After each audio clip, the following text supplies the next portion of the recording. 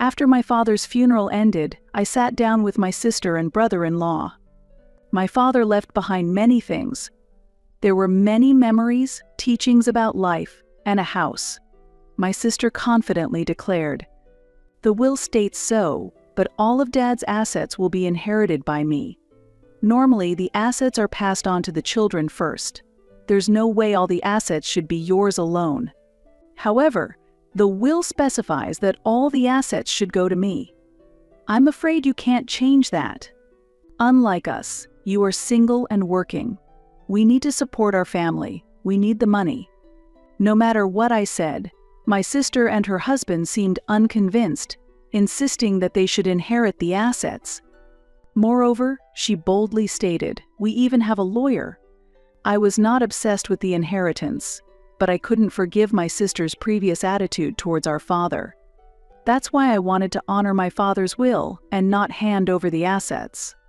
Unfortunately, the right of inheritance belongs to Jennifer. Suddenly, a man appeared and revealed this shocking fact. "All of today's work is done." "Ah, good job. How did it go?" "I secured 3 new contracts, one of which is with a major client." "That's impressive for a newcomer." "It's past the end of the day, so you can go home now." "Are you not going home yet, manager?" "I'll leave once I finish this. Feel free to go ahead." "Understood. I'll take my leave then." With the manager's permission, I left the company first. The streets at dusk were bustling with people hurrying home, filled with energy. My name is Jennifer White. I work in sales at a food manufacturing company located in New York. Being a newcomer, every day is a continuous learning experience, and work is incredibly busy. I usually have to work overtime, but today, luckily, I was able to leave early. As I headed towards the station, I remembered that I needed to do some shopping at the supermarket. Recalling my home's refrigerator, I remembered it was almost empty. I commute by train from my office to my home, which is quite a distance, but I've completely gotten used to the commute. I buy groceries at a supermarket on the way, and accomplish today's goal. Especially since fish was cheap today, I've decided on grilled fish for dinner. I will soon be in my mid-20s, but I live at my parents' house, not alone. There is a special reason for this. Let me start with a story from my past. It happened a long time ago when I was a child. It was before I had even started elementary school. I remember greeting my father, who returned home with a somber face from the hospital. "Welcome back." "Where's Mom?" "Mom has gone far away." "When will she be able to come back?" "She's in a far place, isn't she?" "She can't come back soon. But we'll be together again in the not-too-distant future, so don't worry, Jennifer." "Yes."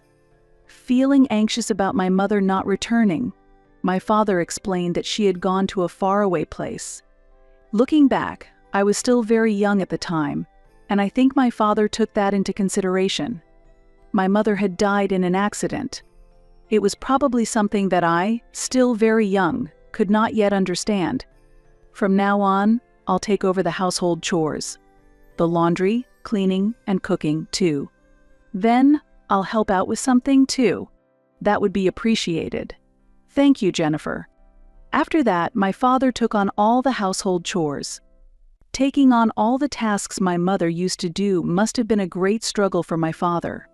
Especially cooking, which was initially a trial and error process, and the overly salty chicken soup remains an unforgettable episode. Daily life in our home changed significantly. Fortunately, my father was a wealthy man, so we hardly ever struggled financially. Despite my mother's death, I feel we were able to lead a rather luxurious life. I was able to attend school properly, and we had sufficient clothing and household items. However, there was just one problem. "Jennifer, where is Sydney?" My sister went out. "Out again? Did you ask when she'll be back?" I did ask, but she didn't answer. Ugh, I'm at my wit's end with her. Anyway, Jennifer, does fried rice sound okay for dinner tonight? Yes, I love it. The fried rice you make is delicious. Ha ha ha, No matter how much you praise it, the taste of the fried rice remains the same. The expression on my father's face as he looked at the empty chairs was tinged with loneliness. I have an older sister named Sydney. However, she was known as the troublemaker in our family. Especially during her high school years, she often went out late at night and was taken to the police several times. Good evening. I'm sorry, but your daughter was wandering around late at night again. I tried speaking to her, but she didn't seem willing to return, so I brought her home this time. Sydney, were you out late again? What's the problem? I was just hanging out with friends. Why make such a fuss? What do you mean, make a fuss? You're causing trouble for the police too. I'm really sorry for always causing you trouble. It's okay, but it's dangerous for a high school student to be out alone at night. Please be careful in the future, and I'll make sure to pass that along. Yes, I'm really sorry. Sydney, you should apologize. Tick. Sydney. She always did what she wanted, often hanging around with friends late at night and getting picked up by the police. Her indifference to household chores was apparent, and her interest in the home seemed non-existent as she immersed herself in socializing. Even when I was helping around the house, she was busy exchanging messages with friends or applying makeup before going out. I once spoke to her directly about this family distance. Sydney, why don't you care a bit more about the house? What? You have something to say to me. Since Mom passed away, Dad has been struggling on his own, and all you do is cause trouble. You never help around the house, you just go out and fool around. That's my business. You just live a boring and dull life. Sigh. You're always dad like a child? With that, she said, I'm going out, grabbed her bag, and left the house immediately. This situation has been ongoing. No matter what I say, she doesn't listen, and it's the same when Dad tries to intervene. It's unclear whether she hates the house or us. The truth isn't clear. That's how little we spoke to each other. My sister, who was always out, rarely spent time at home, but there was a time when she was even more absent. One evening, unusually, she came out of her room and said nonchalantly to us, I'm planning to get married. Wait, you're getting married? I'm surprised by the sudden announcement of marriage. There was no prior discussion. I didn't talk about it beforehand, but I've already decided on a new place and I'm ready to move out. So goodbye. Wait a minute. Sydney. She had already packed her bags and soon walked towards the front door. Seconds later, the sound of the door opening and the lock closing followed. Not only was I shaken by this sudden announcement of marriage, but so was my father. Dad, you didn't know about the marriage either. No, I didn't know at all. I didn't expect her to leave so suddenly. But if she's getting married, that means she has someone suitable, and maybe that's a good thing. Yes. Although it was sudden, the marriage itself was a happy occasion. My sister was already a college student and at the age to leave home. I tried to comfort my father with these thoughts. After a while, my father somehow came to terms with it, murmuring, Well, it's her decision, as he began to reach for his dinner. The dinner table was sadly left with meals for no one. About a month after my sister left home to get married, we suddenly received a message, next time I'll come to greet you with my husband. The chance to see the face of the husband I had never met before had come. I was very curious about what kind of person she had married. Looking forward to my sister's return, I held a slight hope but was anxious as well. When the day arrived, the man who appeared was long-haired, with piercings and dressed sloppily. His appearance was not suitable for someone coming to greet his spouse's family, and I couldn't hide my surprise. Hello, I'm Kelvin Wood. So you are Sydney's husband. Welcome. Yes. Sydney, you should offer some hospitality. No way. Jennifer, make some coffee. Me. Oh, you must be Jennifer, the sister. You seem serious. Yes. But first, could you please make some coffee? I didn't know what to make of this man. It was clear from our first meeting what his personality was like. He was self-centered and had a dismissive attitude towards others. While I was puzzled, my sister urged me on with a hurry up. I thought she should do it herself, but complaining seemed like it would only complicate matters. Reluctantly, I made the coffee and served it to them. Despite being guests, their attitude was not commendable. "What do you do for work?" "Oh, I work at a casino." "A casino, huh? I wonder if you can make a decent living with that." "What, do you look down on regular people because you think you're rich?" "No, that's not what I meant. We live just fine. You don't need to worry about our earnings or job." Well, Kelvin is working hard, and Dad's comment was a bit inappropriate. "Sorry, my bad." It's natural for a parent to have financial concerns about who their daughter marries. Despite this, their lackadaisical attitude was frustrating to witness. Initially, I was anxious about my sister marrying such a person, but now that feeling has started to fade. Perhaps like attracts like. It was a year after my sister's wedding that my father began to change. "Oh, not again. What's wrong?" "Lately, I've been having frequent dizzy spells. Maybe you should take a break." "Yeah, I will. Sorry for the interruption with the housework." "It's fine. I'll take care of the remaining laundry." At first, it was just dizzy spells and headaches, but the days without energy increased. It seemed that a little rest would help him recover, and he would act as usual afterward, but the concerning symptoms continued. Additionally, his appetite had decreased compared to before. "Father, are you really okay?" "Yes." "Don't push yourself. You should really go to the hospital. It's not a big problem." "You worry too much, Father." Despite my concerns, he showed a smile, but his cheeks were sunken compared to before, and his complexion was clearly worse. He began to forget things more often and would frequently sit quietly in a chair. Then, the inevitable moment arrived. Father, have you woken up?" "Where am I?" "You're in the hospital. You collapsed." "I collapsed." "I see. It seems that stress and overwork are to blame. You'll stay in the hospital for a few days, and if your condition stabilizes, you can be discharged." It was clear that Father had been overexerting himself. He had taken on raising the two of us and all the household chores by himself. Not just that. There was also the issue with my sister. He must have been carrying a significant amount of stress internally. "Sorry, Jennifer. I've caused such a hassle." "Don't worry, Dad. You've always done so much for us.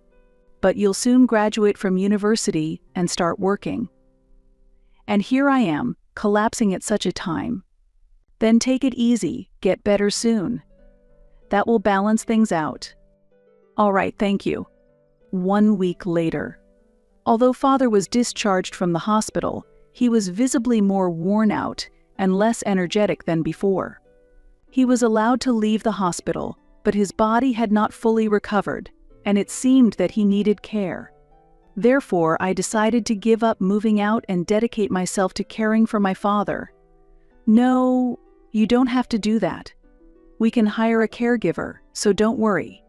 Please let me do this much. It's a way of saying thank you for everything up till now. Jennifer, you've always taken care of me. Even though I've caused financial and other troubles, I don't want to feel like I can't give something back. My father always did his utmost to raise me. I remember when I was in high school, I said to him, 'Hey Dad, there's a university I want to go to.' 'A university, huh?' 'Yeah. But it costs a lot to go to university, so I was thinking of starting a part-time job to save up for my education.' 'Oh? Which university are you considering?' 'This one. The economics department is highly regarded, and the employment rate is very good. I think it's great because it'll help me to understand the world better.' 'I see. Then, I'll figure out the finances.' No, I was planning to work part-time because it's expensive. When you've decided on your future and chosen your path, as a parent, it's only natural to support that dream. Dad, don't worry about the money. We have enough funds at home to support your future." Thank you. Just make sure to study hard. Don't worry, I will. The cost of going to a university was considerable. Furthermore, since my sister was also attending university, the financial burden was double, which was a significant strain. That's why I had planned to start a part-time job, but Father accepted my proposal and agreed to cover all the university expenses. While attending university, I also worked part-time, trying to repay him in some way. However, Father never accepted any money from me. That money you earned should be used for yourself. But let me at least contribute a little to the university expenses. Don't worry about it. Use that money for job hunting expenses instead, like buying nice clothes, which can be quite expensive. All right. Thank you. No matter what, Father refused to take the money. Amidst all this, I focused on my studies and eventually secured a job in sales at a food manufacturer in New York. I am where I am today because of my father. That's why I see the care I provide now as a natural way to repay him. Caring for him is harder than raising children. Father, dinner's ready. Would you like to eat? Yes, I'll eat. Be careful, it's hot. Just eat as much as you can handle. Thank you. While I dedicated myself to caregiving at home, my sister had not shown her face at home since our father fell ill. I contacted her immediately when Father collapsed, but her response was dispassionately cold. Oh, really? Father has collapsed. Don't you worry. He got what he deserved. He moved around on his own and collapsed on his own. I'm not going to take care of him. Don't contact me about such things. Bye. Sydney. The call suddenly ended, and I was at a loss for words. There was no sense of gratitude for the father who had raised her. Since my sister was not involved, her husband, Kelvin, also stayed out of the caregiving. As a result, I ended up taking on all the caregiving responsibilities alone. While continuing the long commute to my workplace, I cared for my father, which was the reason I stayed at home. A year passed, and despite my efforts in caregiving, my father passed away. It seems he had been under a lot of strain on his heart, and his end came unexpectedly soon. Even so, he was always concerned about me until the end. My father truly was a wonderful person. Many people gathered at his funeral, and there were numerous expressions of sorrow for his passing. I heard remarks like, "It's too soon, really, and I wish we could have talked more." I was glad to see that my father was loved by so many. My sister, who had almost no involvement up until now, and her husband also appeared at the funeral. You came to the funeral. Of course. After showing no face until now. Well, I didn't care about Dad. What? Besides, now that he is gone, there's an inheritance, right? When do we handle the procedures? You came back, just for the inheritance. What's wrong with that? I couldn't hide my astonishment. My sister, once ignoring our father's deep affection, now seemed only to be after his property. Father was a wealthy man, and it was clear that he left behind a substantial fortune. Kelvin did not object to this mindset and was clearly eager to get his hands on the inheritance as soon as possible. It was disheartening to see them focus solely on the funds. However, things did not proceed as my sister hoped. What? The inheritance goes to Jennifer. What does that mean? It appears that your father had decided to leave all his estate to Jennifer. We were at the family court for the reading of the will. The revelation at the family court was astonishing. My father had intended to leave his entire estate to me. It was an unexpected fact for me as well. My sister could not accept this and protested vehemently. It's impossible. It makes more sense for me to inherit it. You must have said something to Dad. I've been telling you, I had no idea about the inheritance until today. I can't believe it. You must have schemed something during the caregiving to take it all for yourself. That's despicable. I did no such thing. You always play dirty, just you watch. My sister was clearly hostile towards me, and as we left the courthouse, she hurled harsh words at me. I was puzzled by Father's true intentions, but perhaps he saw through my sister's real motives. Maybe he didn't want to leave his estate to someone who seemed to care only about the property, without any consideration for others. What do you mean by just you watch? A few days later, my sister and her husband summoned me to the family court again, but they waited outside the building, not inside. They brought a stranger with them. Sydney, who is this person? This is the lawyer I hired. A lawyer? For what? Why do you think? To ensure I inherit all the estate. Really? I hired a skilled lawyer for this. It was expensive, but it's a small price to pay if I can secure the inheritance. The lawyer my sister brought along approached me with a smirk, glancing at some documents as he spoke. In this case, both Sydney and you, Jennifer, are direct descendants. Normally, the spouse has priority in inheritance, but after that, direct descendants like children and grandchildren are the next in line. Therefore, not only you, but I should also have a priority claim on the inheritance. My sister declared this with full confidence. The will states so, but all of Dad's assets will be inherited by me. Normally, the assets are passed on to the children first. There's no way all the assets should be yours alone. However, the will specifies that all the assets should go to me. I'm afraid you can't change that. Unlike us, you are single and working. We need to support our family. We need the money. Into our conversation, the lawyer Sydney had hired interjected. So Jennifer, you intend not to give Sydney a single dollar of the inheritance. Even though she is family, you absolutely do not want to pass anything to her. That's not my intention. Generally, it would be normal for Sydney to inherit the assets. Sydney is a housewife with almost no income. What do you mean that you do not want to pass on the inheritance to her? That is. The lawyer's argument sounded right, but was not logical. According to the will, I should rightfully inherit the estate. However, the lawyer was steering the conversation with phrases like, for Sydney's sake, doesn't it weigh on your conscience, and think about the future? This was problematic. It seems like I might not be able to fulfill my father's last wishes. Even if you try appealing to her conscience, that logic doesn't work. Unfortunately, the right of inheritance belongs to Jennifer. The voice was unfamiliar. I turned around, and there stood an unknown man. Who are you? My apologies for the late introduction. My name is Baker. I am the family attorney for your father, Edward. Family attorney. I hadn't known there was a family attorney. Indeed, it must have been a consideration typical of my wealthy father. The man in the suit smiled at me gently. I have already heard everything from Edward. It has been decided that you, Jennifer, will inherit the estate. Why would that be? Normally, as his real daughter, shouldn't I be the one to inherit it? Real daughter? I am also father's daughter. Ah, you might not know this, but you were adopted. That's why I'm saying that his real daughter should inherit the estate. Adopted.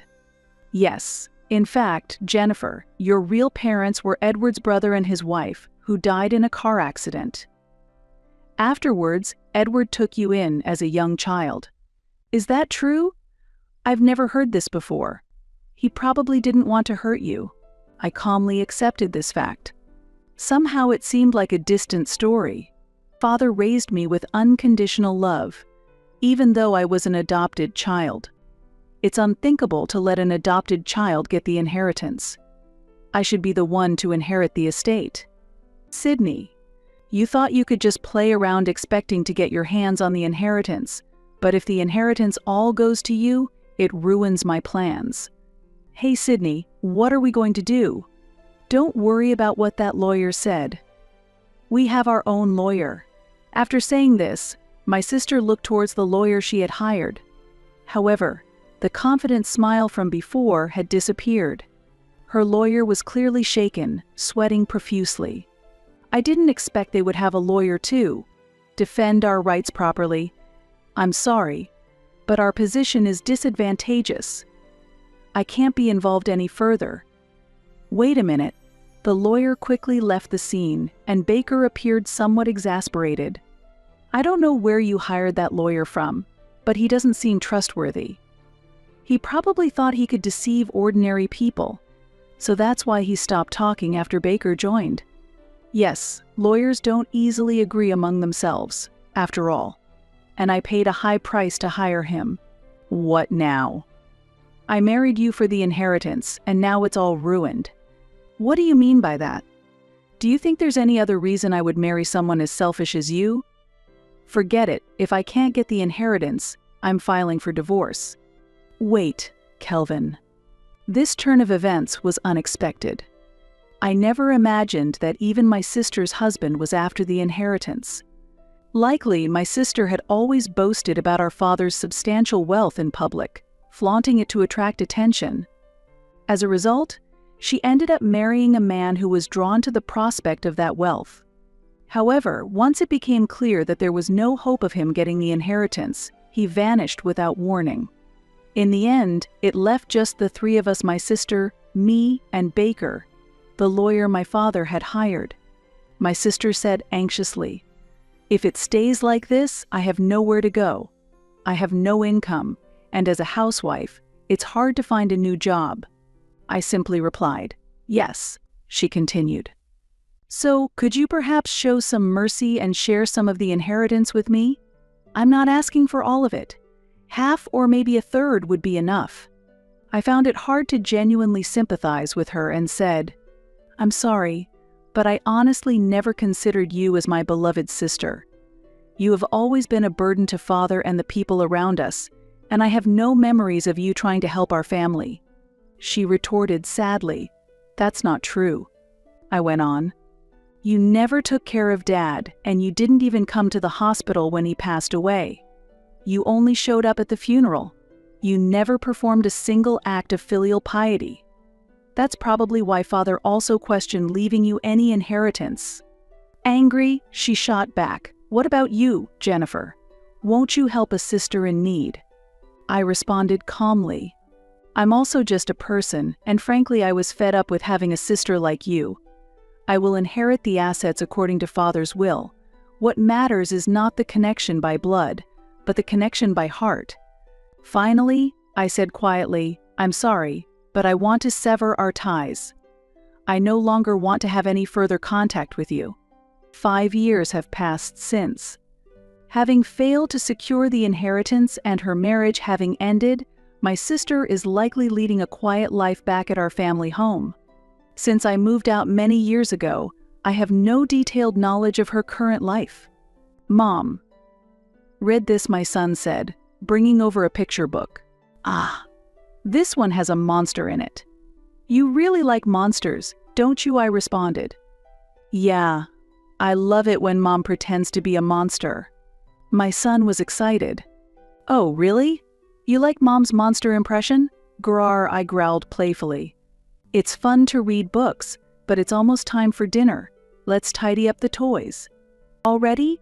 Can I clean up everything in time?" my son wondered, looking a bit worried. "Yes, you can do it," I encouraged. Now married and a mother, my life is filled with the joys of having a family. I have one son, and together we have built a happy home. However, parenting is more complex than I anticipated. While I want my son to grow freely, ensuring that this freedom doesn't go too far is a delicate balance. I want to instill proper greetings, compassion, and basic manners and etiquette in my son, helping him grow into a respectable adult. Above all, the most important thing is to interact with love. I believe that affection is the most crucial element in parenting. I have little memory of my biological parents, but I am beyond grateful that they brought me into this world. I also appreciate the parents that raised me, because thanks to them, I grew up safely without suffering any major injuries and accidents. I have not only the parents who raised me, but also the parents who gave birth to me. Being able to feel this happiness is undoubtedly due to the love and care I received as I grew up.